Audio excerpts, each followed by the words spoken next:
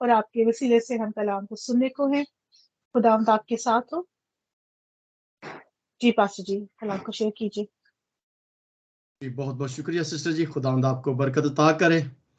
खुदावंद यीशु मसीह में मेरी तरफ से और मेरे घराने की तरफ से आप सबकी खिदमत में सलाम और अदाब पेश करते हैं और खुदावंद का शुक्र करते हैं जिसने हमारी ज़िंदगियों में ये एक और साल अता किया है कि हम खुदावंद के हजूर आ सकते हैं, इस ज़मीन पर और ज़िंदगी गुजार सकते हैं।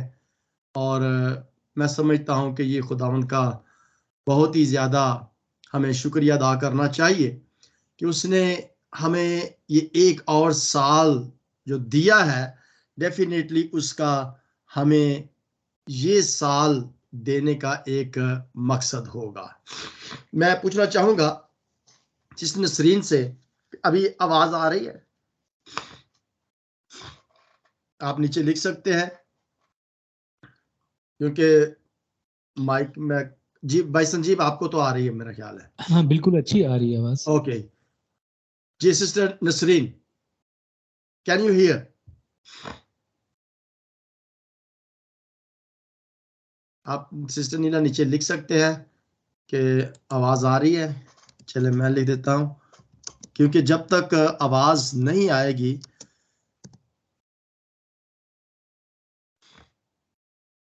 फायदा नहीं है कोई।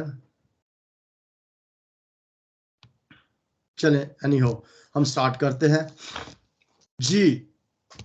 इबादत से पहले हम गुफ्तगू कर रहे थे नए साल के बारे में और डेफिनेटली पूरी दुनिया के अंदर बहुत सारे नो वो अभी भी कह रहे हैं कि नहीं।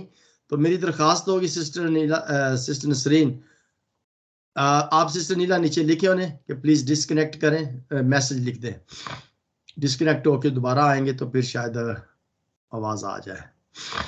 ओके जी, थोड़ा सा प्रॉब्लम है, वायरल जो पूरी दुनिया के अंदर है, खांसी नज़ला जुकाम और ये तमाम लोगों को है जी। ठीक है, तो मेरा भी पूरा घराना जो है वो भी इसी तरीके से नज़ला जुकाम खांसी के साथ है और मैं समझ सकता हूँ कि तमाम घरों में से नसरीन भी अभी इबादत में बता रहे थे शुरू में कि वो भी खांसी है, नज़ला है। तो थोड़ा सा हम इसके लिए ज़रूर दुआ करेंगे कि खुदावंद सबको तंदुरुस्ती अता करे। जी शुक्र है खुदावंद का कि उसने हमें एक और मौका अता किया है कि हम 2023 के साल में दाखिल हो सकते हैं। और 2023 के साल में जब हम दाखिल हुए हैं तो डेफिनेटली हमने आगाज दुआ के साथ किया होगा और एक नए रेजोल्यूशन के साथ किया होगा और बहुत सारे ऐसे मंसूबा जात प्लान्स काम हमारे ज़हनों में होंगे जो हम शायद 22 में नहीं कर पाए और हम 23 में चाहते हैं कि उन्हीं कामों को पूरा किया जाए। बहुत सारे हैं। बड़ी अच्छी बात भाई संजीव ने कही थी कि मेरा जो नस्बो लैन है, जो मेरा प्लान है, कोई नया नहीं है, वही पुराना है। और बहुत अच्छी बात है कि अगर एक ऐसा नस्बो लैन बनाया जाए जो सारी जिंदगी ही वही रहे, तो मैं समझता हूं कि वाकई they are the true Christians. नया नया प्लान हर दफा बनना। अब चलिए ठीक है, ऐसे भी होता है कि एक प्लान है अभी हमने बनाया है वो पूरा हो गया, अब दूसरा प्लान है उसको हमने पूरा करना, अब तीसरा प्लान है उसको, ऐसे भी होता है। लेकिन कभी आपने सोचा हो कि एक मैं ऐसा प्लान बनाऊं जो ताहयात रहे, फॉर एवर लास्ट, हमेशा मेरा वही प्लान, हर साल वही प्लान रहे। मैं समझता हूं ये एक बड़ी अहम और जरूरी बात कह ले या एक अहम जरूरी ख्याल है जो आई रियली लाइक इट, और मुझे बहुत अच्छा लगा इस प्लान के बारे में। आज हम थोड़ी देर के लिए गुफ्तगू करेंगे खुदावंद के जिंदा पाक कलाम में से। आपने शायद देखा होगा कि मैंने एक पंफलेट जो था नए साल के लिए वो एक बनाया था। शायद हमने आज ही की मैसेज के लिए ये प्लान पंफलेट जो था ये बनाया था। और ये प्लान ये पंफलेट जो था इसका जो टाइटल था वो दिया गया था हमारी मिरास, आवर लेजेसी। अब जब मिरास का लफ्ज हमारे ज़हन के अंदर आता है तो हमारे ज़हन के अंदर प्रॉपर्टी, जायदाद, रुपया, पैसा, ये एकदम ज़हन के अंदर आता है। लेकिन आज हम खुदामंद के जिंदा पाक कलाम में से देखना चाहेंगे कि मिरास हमारी हकीकत में क्या होनी चाहिए। हकीकत में हमारी मिरास जो है वो क्या होनी चाहिए। तो जितने भी हमारे साथ बहन भाई फेसबुक लाइव पर है या स्काइप पर हमारे साथ हैं या व्हाट्सएप या यूट्यूब पर इस मैसेज को सुनेंगे, मेरी आप सबसे ये दरख्वास्त होगी, ये मैसेज आप दूसरों तक शेयर करें। बड़ा इंपॉर्टेंट मैसेज है। हमने पर्सनली तौर पर तो डेफिनेटली नए इरादे नए साल में बनाए होंगे। अब एक काम था जो 22 में मैंने शुरू किया था, पूरा हो गया। अभी मैं और आगे करना चाहता हूं। हमने प्लान बनाए होंगे इंडिविजुअली, लेकिन आज हम थोड़ी देर के लिए देखना चाहेंगे कि एक ऐसा प्लान जो कलेक्टिवली हो, इज्तमाही तौर पर, मजमूई तौर पर। अगर मैं ये कहूं कि हम जितने भी वॉइस ऑफ गॉड के मेंबरान हैं, ये एक फैमिली है, एक चर्च फैमिली है, एक स्पिरिचुअल फैमिली है, एक मसीह घराना है। और ये मसीह घराना हर एक कलीसिया का खानदान जो है वो एक घराना है। एक चर्च जो है, कलीसिया जो है, वो एक मसीह खानदान है। और मैं समझता हूं कि हम सब का तल्लक डेफिनेटली किसी ना किसी मसीह घराने से होगा। मसीह घराने से मुराद है कि हमारी कलीसिया के साथ हमारा तल्लक जो है वो जरूर होगा। जैसे हम वॉइस ऑफ गॉड का ये चर्च है, कलीसिया है, हम इसके अंदर कलेक्टिवली जमा होते हैं, दुआ करते हैं, गीत गाते हैं, कलाम पढ़ते हैं, कलाम को सुनते हैं, दुआएं करते हैं, रिक्वेस्ट करते हैं, एक दूसरे के मिलकर खुदा उनके सामने अपनी दरख्वास्तें रखते हैं, अपनी ज़रूरतें रखते हैं, अपनी शुक्रगुजारियां रखते हैं और एक दूसरे का हाल अहवाल पूछते हैं, गमी और खुशी को शेयर करते हैं। और ये ही एक घराना जो होता है उसके अंदर ये सारी बातें जो है वो पाई जाती हैं। शुक्र है खुदावन का कि हमने क्रिसमस को अच्छी तरीके से सेलिब्रेट किया, न्यू ईयर को सेलिब्रेट किया, और आज हम नए साल 2023 की पहली इबादत जो है हम वो कर रहे हैं। और उम्मीद है कि हम हर रोज अपनी इस इबादत को जारी और सारी रखेंगे ताकि स्पिरिचुअली तौर पर हम बेदार रहें, तलवार जो है उसको तेज रखें।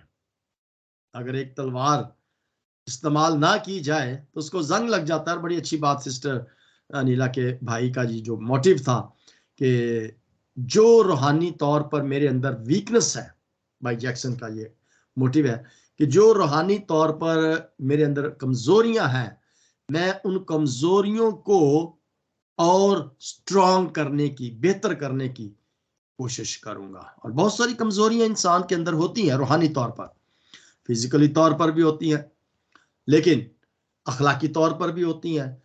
लेकिन हम यहां पर आज बात कर रहे हैं उन तमाम बातों के बारे में जो रूहानी तौर पर हमारे अंदर वीकनेसेस होती हैं।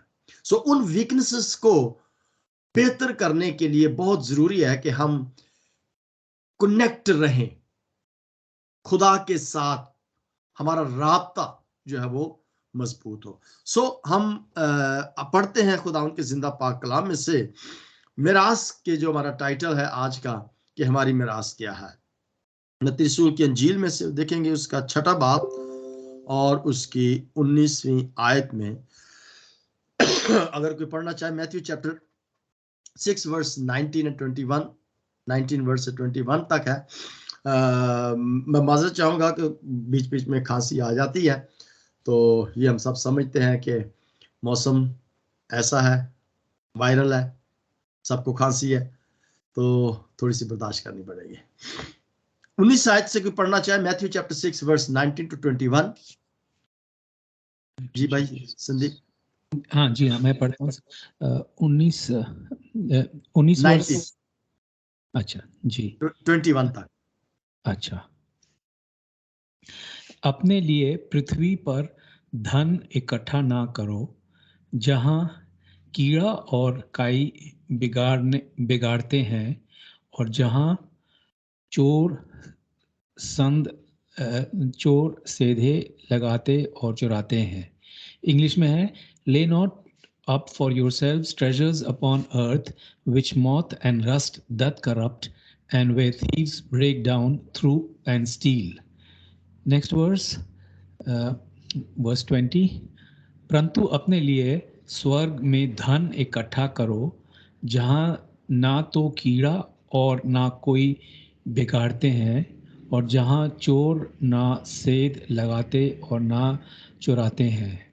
But lay up for yourselves treasures in heaven, where neither moth nor rust doth corrupt, and where thieves do not break through nor steal. Verse 21. क्योंकि जहाँ तेरा धन है, वहाँ तेरा मन भी लगा रहेगा। For where your treasure is, there will your heart be also. बहुत बहुत शुक्रिया, आमीन।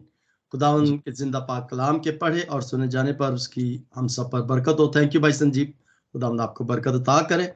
मैं इस आयत को उर्दू में नहीं पढ़ूंगा, मेरा ख्याल है कि भाई संजीव ने बड़ी वाजिया तरीके से, आसान तरीके से उर्दू में भी पढ़ा है और उसे इंग्लिश में भी क्लियर किया है। बल्कि हमने इस आयत को बहुत दफा पढ़ा है और बहुत दफा इसके बारे में सुना है, क्योंकि यहाँ पर इन तीनों आयत के अंदर या जो मेन चीज यहाँ पर खुदावंद यीशु मसीह बताना चाह रहे हैं वो माल है, धन है। अब धन रुपया पैसा है, माल दौलत है, ये हमारी वो प्रॉपर्टीज है जिसके बारे में जिक्र किया जा रहा है। अब जब ये लफ्ज मिरास या धन आता है तो हमारे जहन के अंदर यहाँ पर जो बात कही जा रही है वो असल में माल, धन, दौलत जमा करने के बारे में बताया गया। और 21वीं आयत बड़ी इंपॉर्टेंट है, क्योंकि लिखा है जहां तेरा माल है वहीं तेरा दिल भी लगा रहेगा। इसका मतलब है कि जहां हमारी मिरास है, जहां हमारी धन है, दौलत है, रुपया पैसा है, वहां हमारा दिल जो है वो लगा रहेगा। It means that we are the lover of our properties. अब ये प्रॉपर्टी जो है वो हम सब समझते हैं कि वो क्या होती है। लफ्ज लेजेसी जो है, लफ्ज मिरास जो है, जब ये हमारे जहन के अंदर आता है तो शायद इस साल में 2023 के अंदर, जैसे मैंने बताया कि इंडिविजुअली हम सब ने कोई ना कोई रेजोल्यूशन जो है वो बनाया हुआ कि इस साल मैं ये करना चाहता हूं। नए साल का आगाज जब होता है तो डेफिनेटली हम सब ने दुआएं की होंगी कि खुदावंद से दुआ की होगी कि खुदावंद मेरा रेजोल्यूशन इस साल ये है। सो जब हम नए साल का आगाज करते हैं तो हमारे जहनों में बहुत सारे मुख्तलिफ किस्म के ख्यालात जो हैं वो जन्म लेते हैं। आज का हमारा जो पैगाम है वो मिरास पर है। इस बात को, इस लफ्ज को अपने जहन के अंदर रखिएगा। मिरास लेजेसी, प्रॉपर्टी। यानी सबसे पहले जो बात, जब लफ्ज हमारे ज़हन के अंदर आता है तो सबसे पहले जो चीज हमारे ज़हन के अंदर आ जाती है वो है जायदाद, प्रॉपर्टी, रुपया पैसा। और रुपया पैसा या मिरास या प्रॉपर्टी वो चीज होती है जो हमारे वालिदैन पीछे छोड़कर अपने बच्चों के लिए जाते हैं। जाने से पहले वालिदैन ने जो प्रॉपर्टीज जमा की हुई होती है, वो प्रॉपर्टी जो होती है वो अपने बच्चों को मिरास में दे देते हैं। ऐसे ही है, जब मिरास आती है तो अक्सर कहते हैं कि जी ये मिरास मेरे वालिदैन की है, यानी कि वो ये प्रॉपर्टी जो है वो मेरे लिए पीछे छोड़कर गए हैं। हमारे बच्चों की प्रॉपर्टी, जायदाद वो हो जाती है जो कुछ माँ बाप पीछे छोड़ के जाते हैं। हमने नए साल का आगाज क्या किया है या कैसे किया है, ये हमारे लिए एक बड़ी जिसे हम कहते हैं कि शर्फ की बात है, बड़ी शर्फ की बात है कि खुदा ने हमें ये एक और मौका दिया है, यानी कि he has given us another chance। 22 गुजर गया, 23 का साल, जब नया साल हमारी जिंदगी में ये आया, नए साल के आज दूसरे दिन में हम अपने कदम को रखते हैं, तो मैं समझता हूं कि that is a great opportunity, बहुत बड़ा ये एक मौका है, क्योंकि हम इस दुनिया में उसके सफीर हैं, हम उसके एम्बेसडर हैं, और हम इस दुनिया में एक उम्मीद से और हमारे उम्मीद से आए हैं, और हमारे काम जो हम इस दुनिया में करते हैं वो दूसरों के लिए एक उम्मीद लेकर आते हैं। यानी कि जो हमारे काम है वो क्या है, वो एक दूसरों के लिए उम्मीद लेकर आते हैं। अब थोड़ी देर के लिए हम सोचेंगे, क्या जो काम मैं कर रहा हूं या कर रही हूं, क्या मेरे इस काम से किसी दूसरे को कोई होप मिलती है? क्या मेरे इस काम से किसी दूसरे को कोई होप नजर मिलती है? जो बंदा पस हिम्मत हो जाता है, अब पस हिम्मत जब इंसान हो जाता है तो बड़ा डिस्करेज जब हो जाता है तो उसको जिंदगी बेकार लगती है, वो अपनी जिंदगी से जब बेजार हो जाता है, क्या मेरे एक फेल से, क्या मेरे एक छोटे से अमल से उसकी जिंदगी के अंदर कोई उम्मीद मिली है? क्या मेरे काम से उसकी जिंदगी में कोई होप मिली है? मैं समझता हूं कि ये एक बहुत बड़ी मिरास होगी जब हम अपनी जिंदगी में इस जमीन पर रहते हुए किसी दूसरे के लिए कोई उम्मीद की किरण लेकर आए। ये काम बहुत इंपॉर्टेंट और बहुत जरूरी है, क्योंकि हम जब इस जहान से चले जाएंगे, हर एक को इस दुनिया से जाना है, जहान फानी से कूच करना है, लेकिन जो काम हम इस जमीन पर रहकर करेंगे वो काम हमारे जब पीछे रह जाएंगे और लोग याद करेंगे कि ये शख्स बड़ा नेक शख्स था, ये काम किया करता था। अब मेरा वो काम जो होगा वो किसी दूसरे के लिए एक उम्मीद, जिंदगी की उम्मीद कह लें, कि वो किसी दूसरे के लिए एक जिंदगी की उम्मीद लेकर आएगा। ये काम जो होगा यही वो मिरास होगी जो दूसरों के लिए, जो पीछे छोड़कर हम जाते हैं, यानी कि जो हमारे बाद इस दुनिया के अंदर लोग होंगे, जब वो हमारे इन कामों को देखेंगे तो वो क्या करेंगे, उनकी जिंदगी के अंदर बहुत बड़ा असर लेकर आएंगे। मैं चंद मिनटों के अंदर यहाँ पर 3 एग्जाम्पल्स जो है वो देना चाहता हूँ। और मैं इन एग्जाम्पल्स को देने से मुराद सिर्फ और सिर्फ ये होगी कि हम इस बात को जरा अच्छे तरीके से समझ लेंगे कि असल में खुदावंद का पाक कलाम जो है वो कौन सी मिरास है जो वो चाहता है कि हम पीछे छोड़कर अपने बच्चों के लिए जाएं।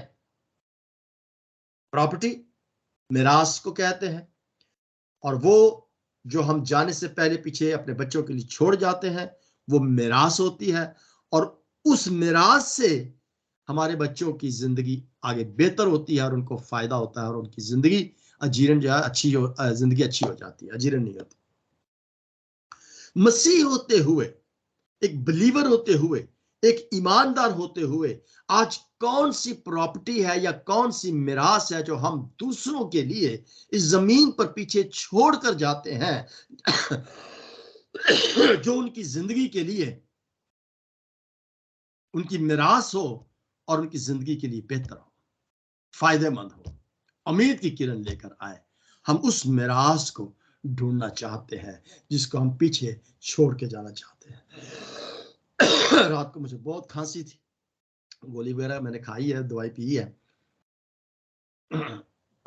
लेकिन बोलने से फिर भी थोड़ा थोड़ा मसला हो जाता है। तीन छोटी छोटी मिसालें हैं जो मैं आपके सामने रखना चाहता हूं। सबसे पहली बात यह है, 3 लोगों की कहानियां हैं, और ये कहानियां जो हैं ये उनकी जिंदगी क्या कहने के अमल हैं, उनकी जिंदगी के काम हैं जो उन्होंने किए। अब ये उस वक्त हुआ जब वो इस जहाने फानी से कूच कर गया। चले हम एक नाम लेते हैं, किसी का नाम लेना अच्छी बात तो नहीं है लेकिन हम XYZ कह लें या ABC कह लेते हैं। A, B और C 3 शख्स हैं। इन तीनों शख्स की जिंदगी के बारे में मैं थोड़ा सा आपके सामने रखना चाहूंगा कि उनकी जिंदगियां कैसी थी। मिसाल के तौर पर एक शख्स है जिसका नाम A है। वो शख्स जो था इतना खुदा परस्त नहीं था, दुनियावी किस्म का शख्स था, लेकिन उसकी बीवी जो थी वो बहुत ज्यादा खुदा परस्त थी, गॉड फेयरिंग थी। ये शख्स चर्च नहीं जाता था। बीवी ने, बच्चों ने कहा, बहुत दफा कहा कि जी चर्च चलें डैडी। उसने कहा कि मैं बहुत मसरूफ हूं दुनिया के कामों में, अपने बिजनेस में या शॉप में या किसी भी काम में, जो भी वो दुनियावी तौर पर बिजनेस करता था, काम था, बहुत ज्यादा उसके अंदर मसरूफ था। और उसका ये एक जिंदगी का एक उसका एक नस्ब लैंड था कि मैं हर नए काम का जो एक्सपीरियंस है वो करूं, तजर्बा करूं, हमेशा नए से नए काम। और उसने अपने आप को फुल टाइम भी काम करता था, पार्ट टाइम भी काम करता था, और नस्ब लैंड था कि काम काम काम काम। जब एक वक्त आया, बीमार पड़ गया, बिस्तरे पर, बीमारी के बिस्तरे पर पड़ा हुआ था, उसके ज़हन के अंदर एक जुमला जो था उसने गर्दिश किया। और वो जुमला था, जब वो छोटा था चर्च में अपने वालिदैन के साथ जाता था, मिस्टर ए, तो चर्च के अंदर पासबान के मुंह से उसने ये लफ्ज सुना था, ये स्टेटमेंट सुनी थी, जीसस लव्स सिनर्स, कि यीशु गुनहगारों से प्यार करता है। ये जुमला उसको बीमारी के बिस्तर पर पड़ा हुआ था, उसके ज़हन के अंदर आया कि मैं तो बहुत गुनहगार हूं, मैं चर्च नहीं जाता, दुआ नहीं करता, कलाम नहीं पढ़ता, बहुत गुनहगार हूं। लेकिन उसके ज़हन के अंदर जब ये जुमला घुमा कि यीशु गुनहगारों से प्यार करता है, that was the point when he turned his motive, उसकी जिंदगी के अंदर एक टर्निंग पॉइंट आ गया। उसने तौबा की कि खुदावंद मैं तो बहुत गुनहगार हूं, मुझे माफ कर दे। लेकिन उसके अंदर ये हिम्मत नहीं थी कि वो बीमार इतना था कि वो चल नहीं सकता था, चर्च नहीं जा सकता था। लेकिन उसने इस बात का इकरार किया कि मैं गुनहगार हूं। उसने तौबा की, माफी मांगी। चंद ही दिनों के अंदर वो फौत हो गया। जब फौत हो गया तो उसके फ्यूनरल पर इतने ज्यादा लोग नहीं आए। एक आम सा फ्यूनरल किया गया, क्योंकि उसके कोई साथी तो थे, दोस्त तो थे नहीं। कलीसिया में से किसी के साथ उसकी दोस्ती नहीं, क्योंकि वो चर्च नहीं जाता था। सिर्फ उसके बच्चे थे, उसकी बीवी थी या पासबान था, और घर के अंदर ही उन्होंने छोटी सी दुआ की और फिर उसको ग्रेवयार्ड ले गए। वहां पर भी उन्होंने बस एक गीत गाया, दुआ की और फारग। ये उसकी लेजेसी थी, ये उसकी मिरास थी, जो कुछ उसने इस दुनिया में कमाया था या जो वो पीछे छोड़ कर गया था, ये उसकी मिरास थी। सिर्फ खानदान के लोग थे और कोई दोस्त या कलीसिया के मेंबरान नहीं थे, सिर्फ खानदान था। ये उसकी यूं कह ले कि जमीनी मिरास थी जो वो पीछे छोड़ के गया था। अब आते हैं नंबर 2 बी पर। ये ए था, अब बी एक बहन है। बी से बहन कह ले। ये बहन चर्च की मेंबर थी, चर्च जाती थी, लेकिन इतना ज्यादा एक्टिव नहीं थी। रेगुलर जाती थी, कलीसिया के काम भी करती थी, लेकिन इतनी एक्टिव तरीके से नहीं करती थी। जब उस बहन की डेथ हुई तो उसके भी फ्यूनरल पर चंद लोग जो थे वो आए थे, क्योंकि वो मेंबर तो थी, लेकिन इतनी ज्यादा उसकी दोस्ती या फेलोशिप चर्च मेंबरान के साथ नहीं थी।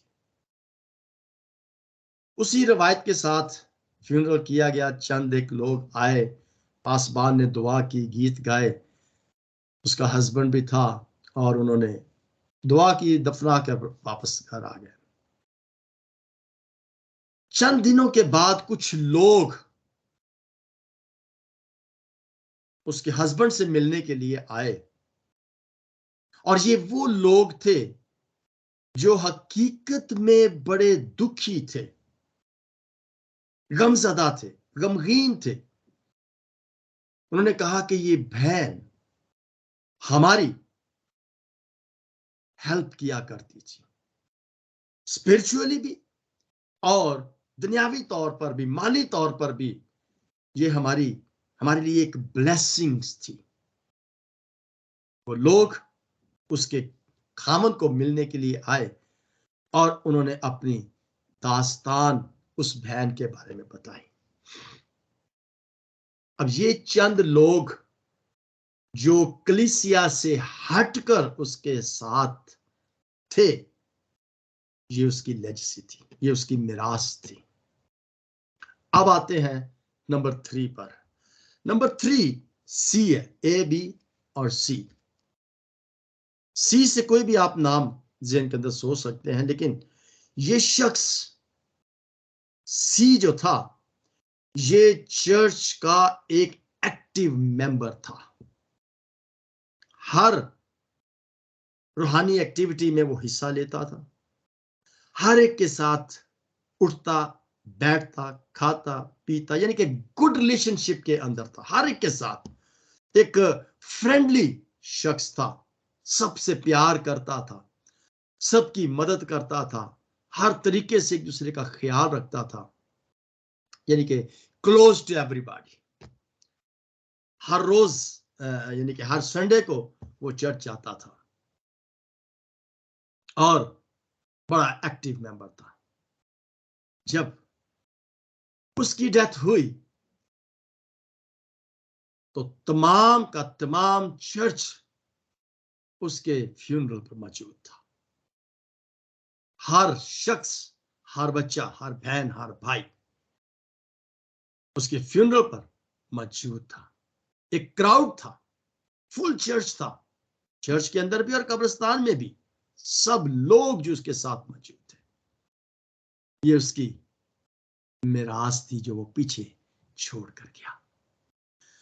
अब मेरे चीजों, आप सोच सकते हैं या आप अंदाजा लगा सकते हैं कि ये मिरास जो वो तीनों लोग पीछे छोड़कर गए थे, आप जो भी समझ सकते हैं कि बेहतर मिरास क्या थी। मैं समझता हूं कि ये तीसरे नंबर पर जो शख्स था, इसकी मिरास जो थी वो बहुत ज्यादा थी। उसकी प्रॉपर्टी जो थी वो बहुत ज्यादा थी, इसलिए कि he was the active member, he was a friendly, दोस्ताना माहौल था, हर रूहानी एक्टिविटी में हिस्सा लेता था, एक दूसरे के साथ हर तरीके से वो दोस्ताना माहौल रखते हुए एक दूसरे के साथ बड़े प्यार और मोहब्बत के साथ। और लोग उसके फ्यूनरल पर, आप देख सकते हैं कि बहुत सारे ऐसे लोग हैं जो जो जो जब वे जहान फानी से कूच करते हैं तो उनके फ्यूनरल पर हजारों लोग होते हैं। कुछ ऐसे भी होते हैं जिनके फ्यूनरल पर लोग नहीं होते। मेरा इन तीनों अशखास की जिंदगियों का मुआवजा करने का मतलब सिर्फ ये है, प्रॉपर्टी या लेजेसी या मिरास जब हमारे जहन के अंदर आता है तो सिर्फ एक ही बात जहन के अंदर आती है, रुपया, पैसा। नो डाउट वेब डिक्शनरी जो है वो यही बताती है कि मिरास का मतलब है प्रॉपर्टी, प्रॉपर्टी का मतलब है कि रुपया, पैसा, जायदाद। ये जमीनी जायदाद है, लेकिन ये जमीनी जायदाद वो है जो अभी भाई संजीव सरकार ने 19 आयत से 21वीं आयत तक पढ़ा कि ये वो जायदाद है जिसको चोर चोरी भी कर सकते हैं, जिसको जंग भी लग सकता है, जिसको कीड़ा भी लग सकता है। चोर चोरी कर सकते हैं, नकब लगा सकते हैं, जंग लग सकता है, खत्म हो जाता है माल, जो कुछ भी जमा किया है उसने इस जमीन पर, वो सब का सब खत्म हो सकता है। ये जमीनी माल दौलत है, ये जमीनी रुपया पैसा है, ये जमीनी प्रॉपर्टी है, ये जमीनी मिरास है। क्या हम ऐसी मिरास को जमा करना पसंद करते हैं जिसको चोर चोरी कर ले, या क्या हम ऐसी मिरास को जमा करना चाहते हैं जिसको चोर चोरी ना कर सके? कहता है ना 21वीं आयत में, क्योंकि जहां तेरा माल है वहां तेरा दिल लगा रहेगा। अब हमारा दिल अगर इस जमीनी मिरास पे लगा हुआ है तो हम हर वक्त पैसा पैसा पैसा पैसा पैसे के बारे में सोचते रहेंगे। लेकिन अगर हमारा पैसा, रुपया, पैसा जो है वो जमीनी नहीं है, वो रूहानी पैसा है, तो फिर हमारा दिल जो है वो क्या होगा? उस रूहानियत की तरफ लगा रहेगा। मैं चंद सवालात आपसे पूछना चाहूंगा, आप अपने ज़हन के अंदर उसका जवाब दे सकते हैं। सवाल यह है कि क्या आप दुनिया के 5 ऐसे अमीर अशखास जो हैं उनका नाम ले सकते हैं? याद है आपको? दुनिया के चले 5-6 ले लें, आपको पता होगा, 1-2 का नाम होगा, लेकिन 5-6 या 10 लोगों का नाम आपको याद होगा दुनिया के अमीर तरीन। हो सकता है किसी एक को हो नाम याद हो, किसी को एक का भी ना पता हो या 2 का पता हो। हर एक का मुख्तलिफ ज़हन है ना, इंफॉर्मेशन है। चले ऐसा करते हैं कि आप 5 ऐसे अशखास का नाम अपने ज़हन के अंदर लें जिन्होंने कोई ट्रॉफी जीती हो, वर्ल्ड लेवल पर ट्रॉफी विनर हो। शायद आपको याद हो, किसी को शायद ना भी याद हो। चले ऐसा करते हैं कि किसी ने कोई बहुत बड़ा अवार्ड लिया हो, या ये कहने कि किसी ने कोई एकेडमी अवार्ड लिया हो। ऐसे भी शख्स होंगे जिन्होंने टॉप किया हो।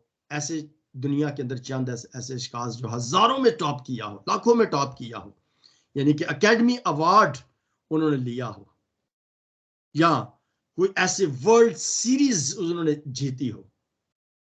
बहुत सारे लोग हैं, लेकिन क्या हमें याद है उन लोगों के नाम? हम हर वक्त उन्हें याद करते हैं? फर्ज करें कि अगर मैं किसी से ये पूछूं मुझे 10 सीरी अवार्ड्स जो जीतने वाले हैं उनके नाम बताएं, या दुनिया के अमीर, एकदम हम नहीं बता सकेंगे। लेकिन अगर मैं ये आपसे पूछूं, ये सवाल आपसे करूं कि आप अपने उस्तादों के नाम बताओ, टीचर्स, पहली क्लास से लेकर कॉलेज तक के आप अपने टीचर्स के नाम बताएं, डेफिनेटली यू विल टेल मेरा पहली एलिमेंट्री क्लास के अंदर ये टीचर था, दूसरी के अंदर ये था, 8वीं में ये था, 10वीं में ये था। अब मैं अपनी बात बताऊं कि मुझे अभी तक ये नाम याद है जो मेरी जिंदगी के सबसे पहली क्लास के अंदर टीचर थी। मिसेस मल उसका नाम, डेथ उनकी लास्ट ईयर में हुई है अमेरिका में। मिसेस मल, लाजरस मल, she was the first teacher पहली क्लास के अंदर। बल्कि ये तो मैं हॉस्टल लाइफ की बात है, जब मैं पहली क्लास जब मैंने स्टार्ट की थी सखर के अंदर, मिसेस डीन उसका नाम था, नसरीन डीन उनके हस्बैंड का नाम था। मुझे वो भी याद है। फिर मैं बता सकता हूँ कॉलेज के अंदर जो मेरे टीचर्स थे, हाई स्कूल के अंदर जो टीचर्स थे, हर एक उस्ताद का नाम मुझे याद है, क्योंकि दे वर माय टीचर्स। उन्होंने मुझे अपलिफ्ट किया, they have given me the counseling, they have given me the education, और मुझे याद है। और मैं ईमान रखता हूं कि आप सबको भी उनके नाम याद होंगे। या मुझे ये बताएं, चले 4 या 3 कर लें, ऐसे 3 दोस्तों के नाम बताएं जिन्होंने आपकी मुश्किल के वक्त में आपका साथ दिया होगा। आई नो, मुझे याद है कि कौन सा दोस्त मेरा किस वक्त किस मुश्किल में वो मेरे काम आया था। आई नो, आप भी जानते होंगे who were your best friends।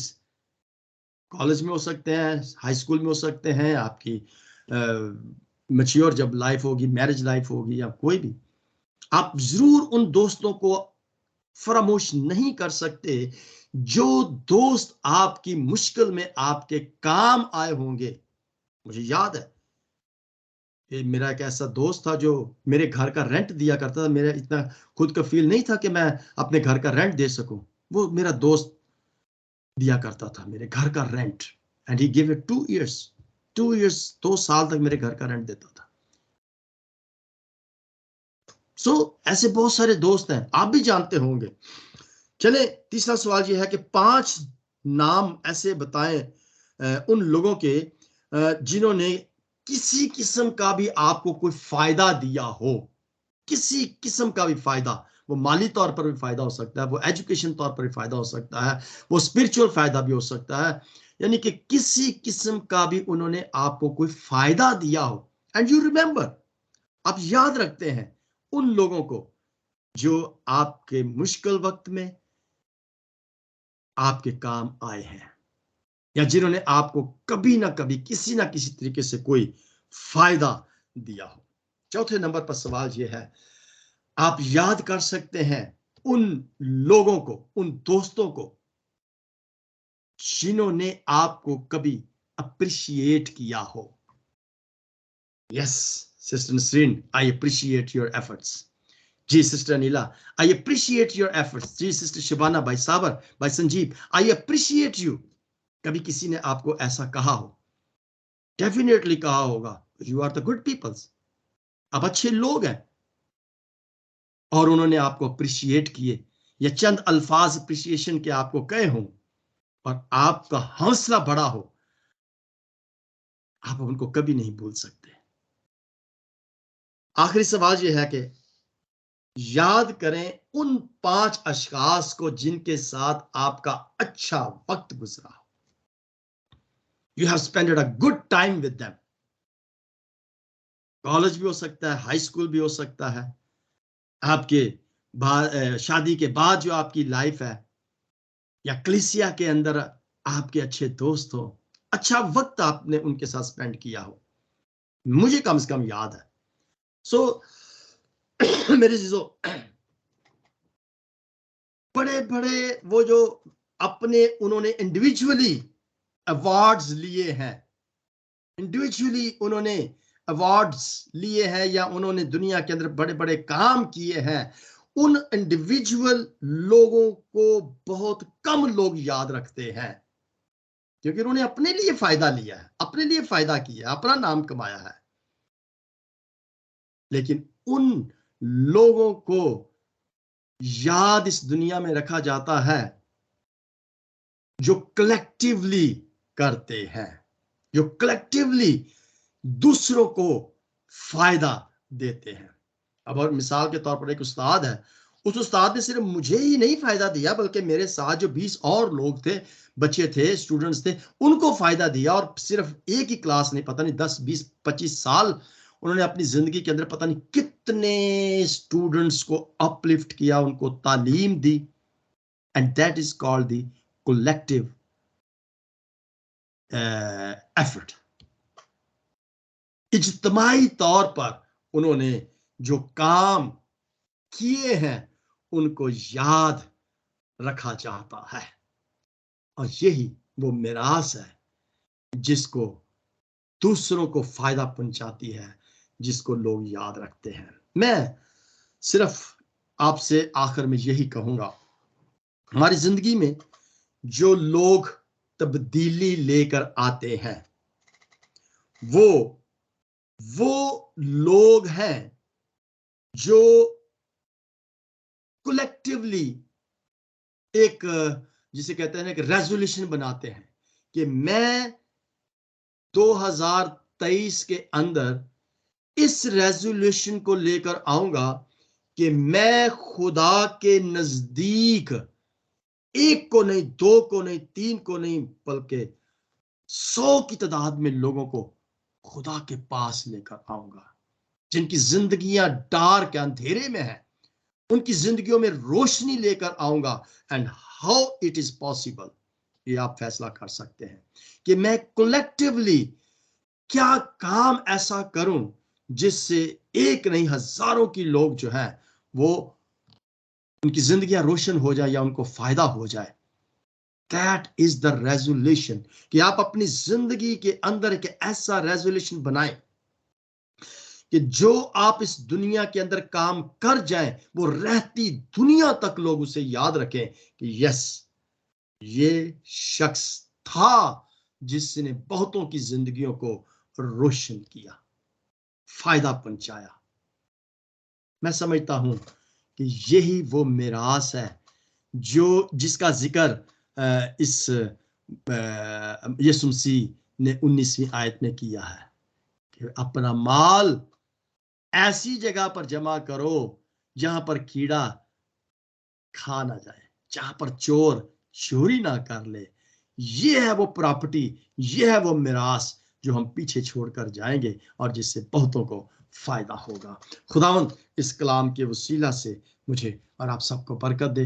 बहुत बहुत शुक्रिया आपका। टाइम जरा आज काफी हो गया, ज्यादा थोड़ा 15-20 मिनट ऊपर ले गया हूं, लेकिन खुदावंद इस कलाम के वसीला से हम सबको बरकत अता करे और हम इस 2023 के साल में एक ऐसा रेजोल्यूशन बनाए जिससे बहुतों को फायदा हो। और मैं समझता हूं कि यह रूहानी तौर पर तब हो सकता है जब हम एक कलेक्टिवली होकर, इकट्ठे होकर, जमा होकर, इज्तिमाई तौर पर हम उस खिदमत के काम को कर सकें जिससे बहुतों का फायदा हो।